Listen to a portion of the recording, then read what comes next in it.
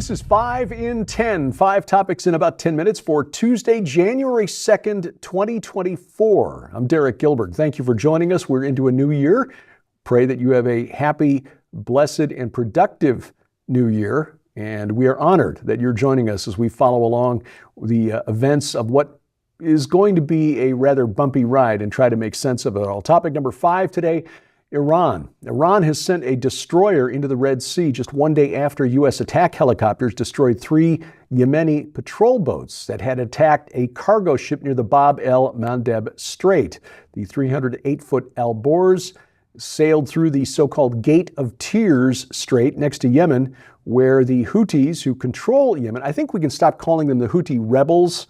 They control about 80% of the population of Yemen. At some point, you got to stop calling them the rebels and start calling them the government. Anyway, the Iran-backed government of Yemen has been shutting down transit to cargo ships linked to, well, basically any government other than Russia or China.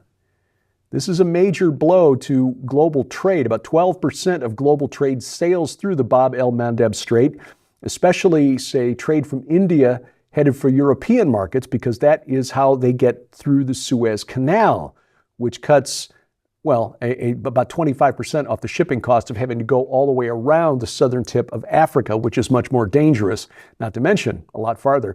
Anyway, the Alborz is now in the Red Sea as of New Year's Eve, following the attack by the Houthi patrol boats on the Maersk container vessel, which sent out distress calls. In the confrontation, the helicopters from the USS Eisenhower and USS Gravely returned fire on the Houthi boats in self-defense, sinking 10 Houthi sailors were killed in the attack. Military spokesman Yahya Sari said on Sunday that 10 members of the group had been killed by the United States and that the U.S. would bear the consequences of the attack. Meanwhile, the UK appears to be gearing up to launch airstrikes on Yemen in response to the shutting of the Bab el-Mandeb Strait. This, again, a choke point connecting the Indian Ocean to the Suez Canal.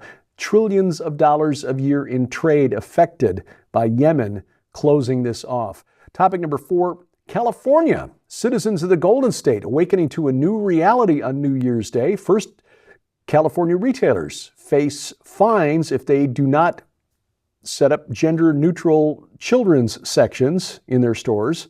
Fines of up to $500. Retailers would have to do this regardless of whether they've been traditionally marketing products for either girls or boys. This affects department stores with total employees numbering 500 or more, physically located in California, and sell either childcare items or toys.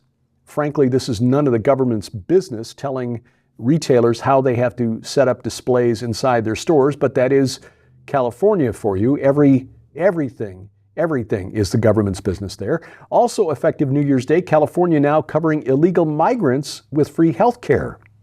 The expansion of Medi-Cal will now allow an estimated 700,000 illegal immigrants between the ages of 26 and 49 to receive full free health care coverage. And by free, of course, we mean paid for by the tax-paying citizens of California. I mean, this sounds like a pretty good deal.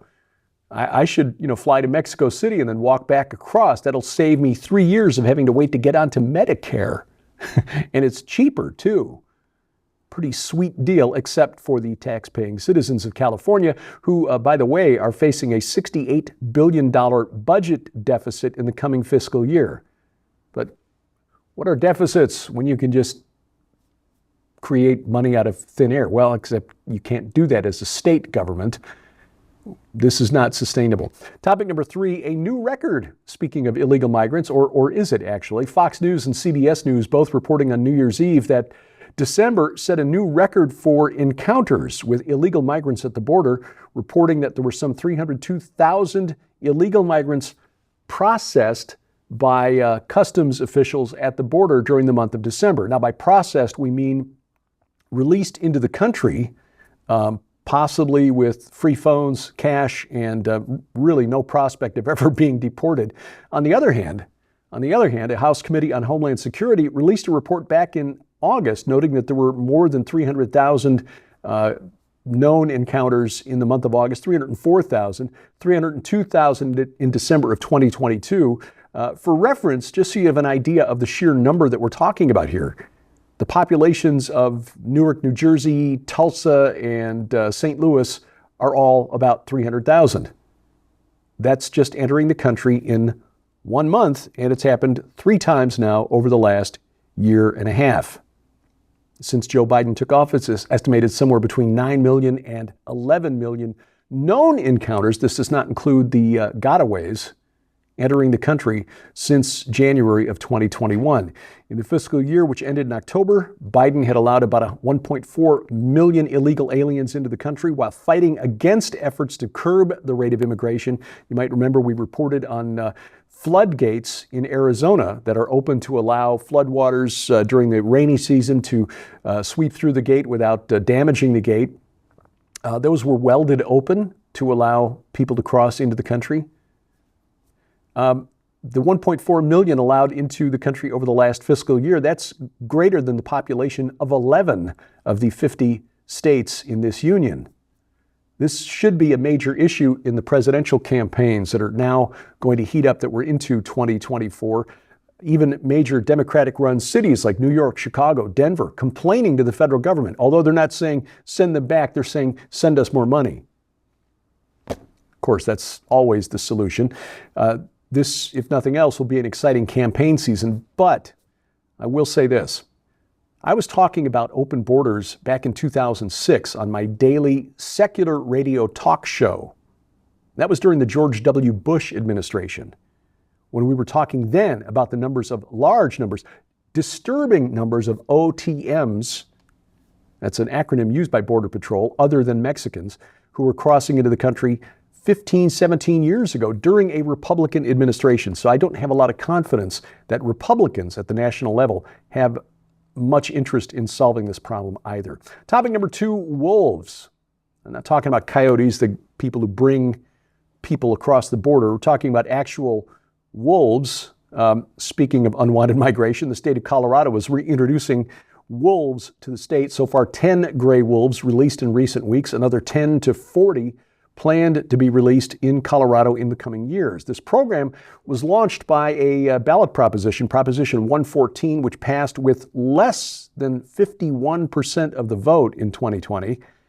However, ranchers in Wyoming, Colorado's northern neighbor, say that they will use their state's shoot-on-sight policy if any of those wolves cross the border. If they leave Colorado, the wolves are no longer protected. They're considered predators, and ranchers are not inclined to allow wolves to take down their livestock.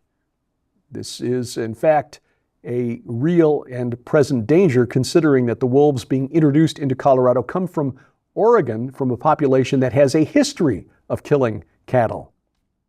So while voters in urban centers like Denver, Colorado Springs, Boulder might think this is a great idea, reintroducing nature, rewilding the state of Colorado, the fact is there are reasons, good reasons, that wolves are not generally found in close proximity to humans anymore. Livestock, pets, children. Your tax dollars at work, Colorado.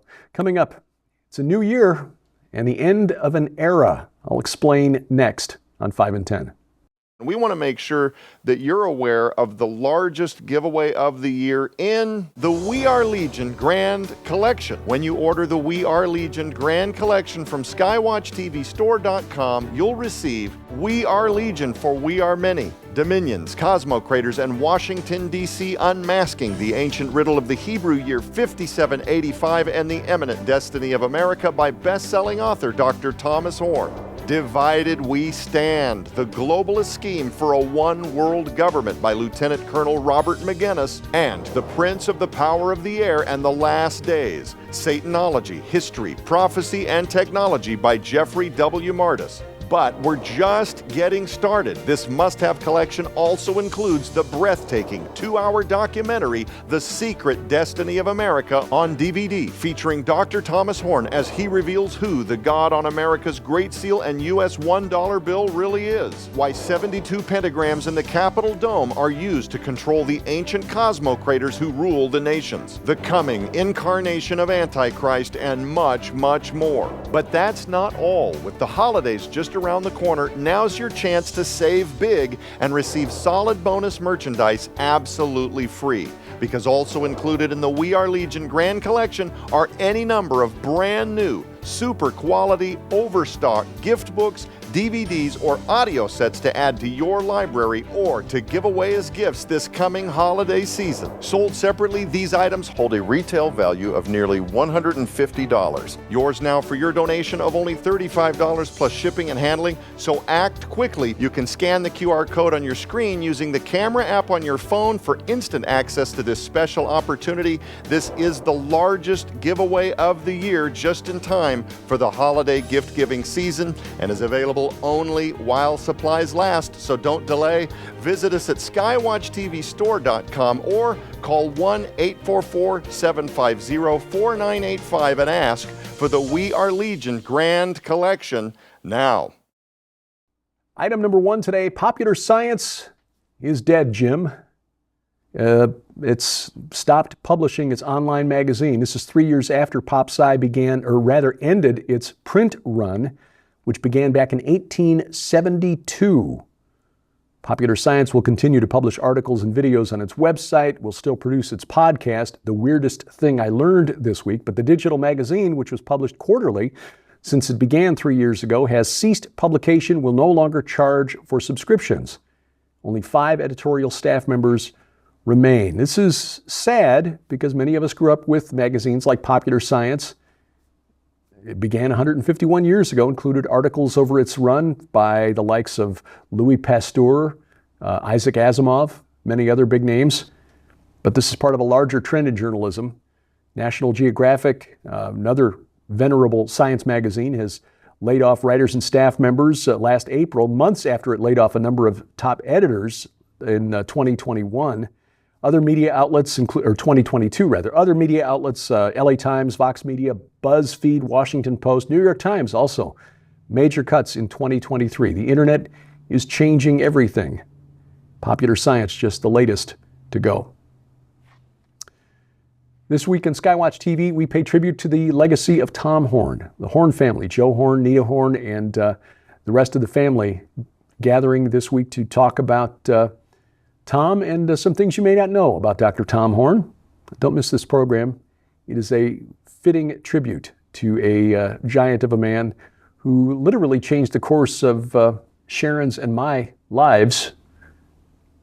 Hopefully he's influenced yours as well. Our broadcast schedule is posted at skywatchtv.com/channels, but you can watch it right now at our website, skywatchtv.com. All of our video content is always there. You can also catch it at Apple TV or Roku, or our new YouTube channel for the main program, youtube.com at Skywatch TV Now. Of course, rumble.com/Skywatch TV has all of our video content there as well.